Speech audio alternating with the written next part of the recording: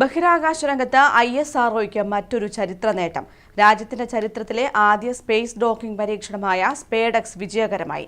ഇന്ന് രാവിലെയാണ് SpaDeX ദൗത്യത്തിലെ chaser target ഉപഗ്രഹങ്ങളെ ബഹിരാകാശത്ത് കൂട്ടിച്ചേർത്തത്. സ്പേഡെക്സ് വിക്ഷേപണത്തിന് ശേഷമുള്ള 4ാം പരിശ്രമത്തിലാണ് ഉപഗ്രഹങ്ങൾ ബഹിരാകാശത്ത് കൂട്ടിച്ചേർക്കാൻ ISROയ്ക്ക് ആയത്.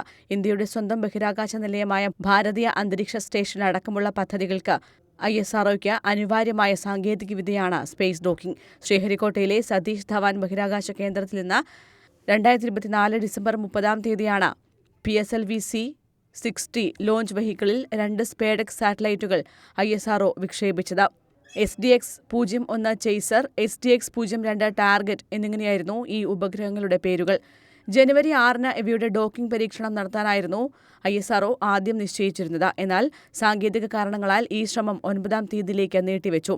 9-ാം തീയതി ചേസർ ടാർഗറ്റ് ഉപഗ്രഹങ്ങൾ തമ്മിലുള്ള അകലം 500 മീറ്ററിൽ നിന്ന് 225 മീറ്ററിലേക്ക് കുറച്ചുകൊണ്ടുവരുന്നതിനിടെ വീണ്ടും സാങ്കേതിക പ്രശ്നം നേരിട്ടതിനാൽ ഡോക്കിംഗ് പരീക്ഷണം രണ്ടാമതും നീട്ടുന്നതായി ISRO അറിയിക്കുകയായിരുന്നു. പിന്നീട് ISRO ഏറെ കരുതലോടെയാണ് ഡോക്കിംഗിനായുള്ള 3ാം ശ്രമം ആരംഭിച്ചത്.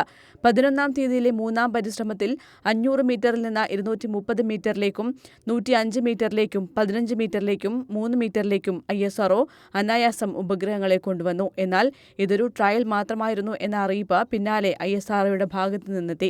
ഉപഗ്രഹങ്ങളെ വീണ്ടും സുരക്ഷിതമായ അകലത്തിലേക്ക് മാറ്റുകയും ചെയ്തു. വിവരങ്ങൾ പഠിച്ച ശേഷമേ അടുത്ത നീക്കമുണ്ടാകൂ എന്ന അറിയിപ്പ് വന്നതോടെ ആകാംക്ഷ ഇരട്ടിച്ചു.